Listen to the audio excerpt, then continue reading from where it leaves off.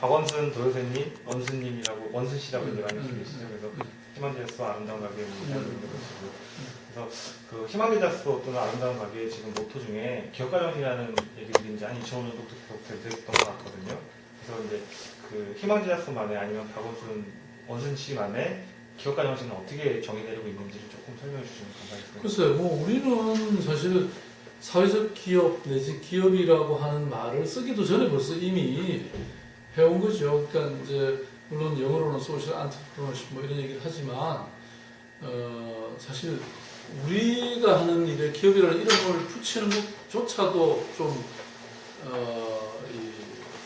안 맞는 그런 일이라고 생각해요. 왜냐면 우리의 사업은 워낙 좀 이렇게 비전이 있는 것들이잖아요. 그러니까 뭐 물론 기업도 꼭 그런 건 아니지만 우리가 이야기로 기업이라고 하면 무슨 개인의 영리적인 목적을 달성하기 위해서 하는 일로 이렇게들 생각하잖아요. 근데 진정한 기업이라는 것은 그런 것이 아니고 정말 우리 사회 공동체를 위해서 이 물건을 생산하고 서비스를 제공하는 것이라고 나는 생각하는데, 하물며 우리 같은 NGO, 시민사회의 사업이라는 것은 훨씬 더 말하자면 고결한 것이죠.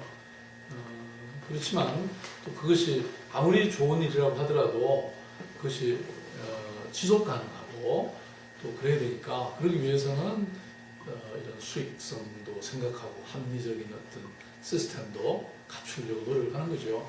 그렇게 보면 사실 기업이나 NGO는 하나도 다를 게 없어요. 저는 이미 뭐 기업을 여러 개 일으켜서 성공했잖아요. 내가 CEO라고 지금. 맞습니다. 네.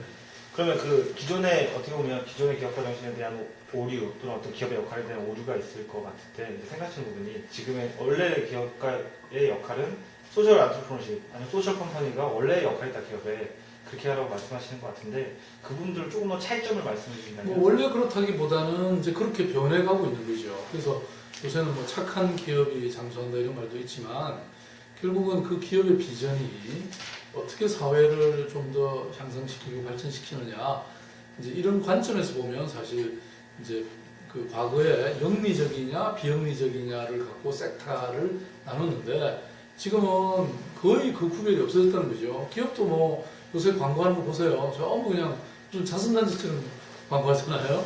근데 그렇게 안 하고는 생존하기 힘들다는 거죠. 그래서 요새 ISO 26000이라든지 뭐 글로벌 컴팩트라든지 이런 게 일종의 윤리적 규범화돼 가고 있는 거잖아요. 그러니까 기업도 이제 사회를 위해서 일하지 않으면 안 된다고 하는 게 이제 보편적인 어떤 규범으로 되고 있고, 뭐 NGO나 시민사회가 하는 사회적 기업 같은 거야 말할 나위도 없는 거죠.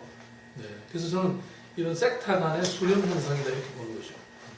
그러면 그 지속 가능은 결국은 영리 추구를 어떻게 하면 삶의 역할을 하면서 얻을 수 있을까라는 것에 방점을 찍을 수 있을 것 같은데, 그 지속 가능의 어떤 가치가 있을 것 같아요. 그 가치가 꼭 사회적 가치만 아니라 영리, 지속적인 가치 어디를 좀 초점을 두고 계시는지. 그래서 뭐 지속 가능성이라는 것은 여러 가지 측면에서 또 여러 가지 요소가 있을 수 있겠죠.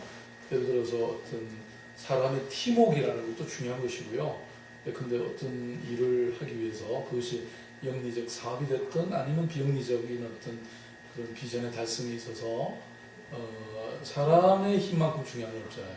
그러니까 그런 팀워크를 한 조직체로서 만들어내는 것, 그것도 지속 가능성으로 중요한 것이고, 또 그런 조직이 운영돼 가기 위해서는 일정한 수익 모델이 있어야 되거든요. 그건 뭐 비영리 단체든 영리 단체든 똑같다고 생각해요. 다만 이제 영리적 기업은 그렇게 나온 수익을 말하자면 주주들에게 배당을 한다든지, 또는 뭐 기술의 개발을 위해서 재투자한다든지 뭐 이런 것이고, 비영리 단체는 수익이 있으면 사회에 환원해버리죠. 근데 뭐 따지고 보면 그것도 큰 차이는 없다는 거예요.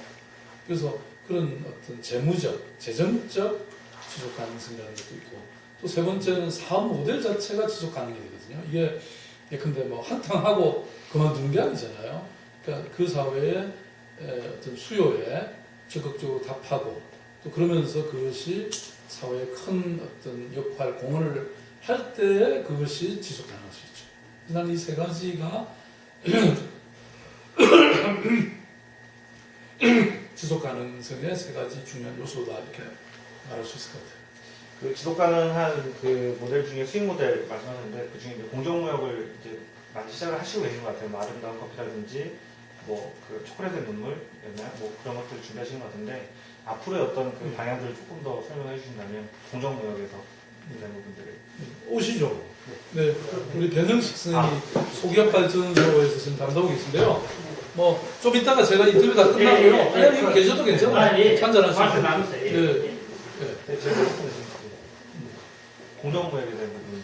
그러니까 뭐 공정무역도 그런 어떻게 보면 사회적 기업의 하나이고 또 동시에 어떤 지금 기존의 무역의 형태를 완전히 새롭게 바꾸는 그런 하나의 모델이기도 하죠. 그러면 이제 거의 마지막 짧게 어쨌든 30분까지 약속을 네, 했으니까 네, 끝내는 걸로 하겠는데 네. 그 요즘에 최대 이슈는 일자리 문제고 또 청년의 문제인 것 같거든요. 그래서 그 일자리 문제와 청년들에게 하고 싶은 메시지를 뭐 이렇게 잘라서 말씀해 주시면 지금 일자리가 없나요? 나는 눈에 보이는 게 일자리라서 이걸 도대체 어떻게 나눠주나. 혹시 연락이 되면요 방을 붙여갖고 전국에 일자리 없는 사람 다 모여라 그래. 내가 일자리 하나씩 다 주겠다고. 근데 물론 월급이 없는 것도 있어. 네, 그렇죠. 왜냐면 우리 일도 처음부터 월급 받은 게 아니거든. 그쵸. 그러니까 늘 새로운 사업을 시작하면요 보통 일반 기업도 5년이 돼야 수익 분기점이 이른다고 해요. 성공적인 기업도. 그러니까 5년은 사실은 그냥 투자하는 거라고 자기 열정을. 그래서 나는 요새 우리나라 젊은이들이 완전히 뭔가 꿈과 용기를 잃어버린 세대인 것 같아. 지금 직장 일자리를 잃은 게 아니고 꿈과 용기를 잃은 세대라고. 그러니까 왜 그러냐면 전부 그냥 사람들이 다 가는 데만 가잖아. 무슨 대기업의 임원이라든지 또는 무슨 공무원 시험이라든지 언론고시라든지 사법고시라든지 교사라든지 철밥통 이런 것만 찾잖아요. 그러니까 갈 데가 없는 거죠. 왜냐면 거기는 너무 치열한 경쟁의 자리잖아요. 그래서 레드오션이라고 해요. 그러니까 좀 블루오션이 얼마든지 있을 수 있는데 블루오션은 아무도 안 가는데 사람들이 안 가는 데를 찾아보라고. 그게는 뭐 일자리가 늘렸지. 네. 그 꿈과 용기를 잃어버린 청년들에게 꿈과 용기를 북돋워 말씀을 한 말씀 좀 전달해 주신다면 어떤 메시지 좀 전달하고 싶으신지. 아니 그러니까 그 꿈이라는 게 지 혼자 잘 먹고 잘 사는 그런 정말 동물도 그렇게 하지 않는 응? 그런 비천한 것을 쫓지 말고 좀 세상을 위해서 이웃을 위해서 자기 한 몸을 확 내던져버리는 이런 좀 크고 좀 거룩한 꿈을 꾸라 이거야. 그러면 다 먹고 사는 게 나오고 일자리도 나오고 다 존경도 받고 다 그러는데 왜 그래 쫀쫀하게 굴어? 아니라 청년들이 좀 이렇게 좀 길을 좀 가져야 될 것 같아. 왜 그렇게 다 풀이 주고 갖고 말이지. 세상에 굶어 죽는 거 없어. 응? 뭐든지 부닥치고 또 설사 실패하더라도 실패를 통해서 훨씬 더 많은 걸 배우거든요. 그러니까 도전하라는 겁니다. 깨지라는 겁니다. 실패해보라는 거예요. 그걸 통해서 훨씬 더 많은 걸 얻을 수 있는 거죠. 예. 네. 감사합니다.